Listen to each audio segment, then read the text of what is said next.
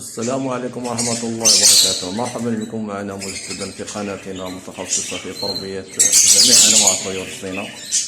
اليوم إن شاء الله سوف نتكلم على موضوع مهم كما ترون على الفيديو، موضوع القرفص في تغذية الطيور خاصة طيور البادجي. بالنسبة للقرفص له مزايا ما شاء الله عديدة، يساعد في تخصيب البيض، وهو غذاء أو خضر محبوب لدى طيور البادجي كما تشاهدون أمامكم.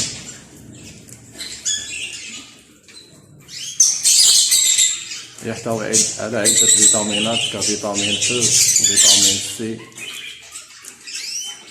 ويساعد في عملية التزاوج، يعجل بعملية تزاوج طيور البادجي كما تشاهدون ما شاء الله. هذا الزوج قدمت له القرفص هذا الصباح لأنه يعطي قوة كثيرا.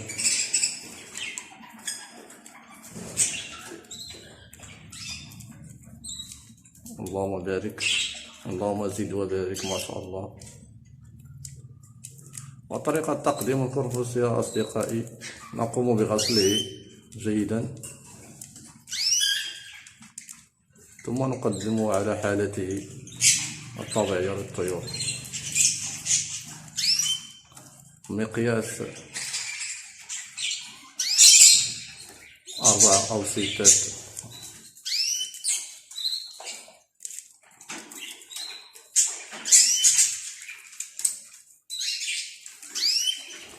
ونقدمه للطيور على الأقل مرة واحدة في الأسبوع. كما قلت لكم هو من الخضر المحبوبة لدى البادجي، يتوفر على عدة ألياف، فيتامين A، فيتامين C وفيتامين E، المهم لتخصيب البيض. كما يساعد كثيرا على زوجية الطيور كما تشاهدون أمامكم.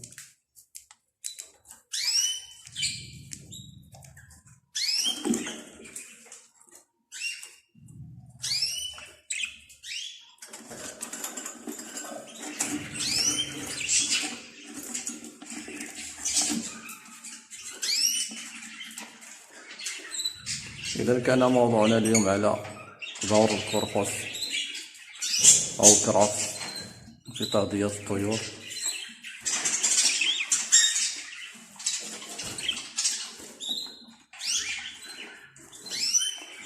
لا تنسوا الاشتراك في القناة إخواني ودعم القناة وترك تعليق محفز لنا. إلى اللقاء في فيديو قادم إن شاء الله، مع السلامة.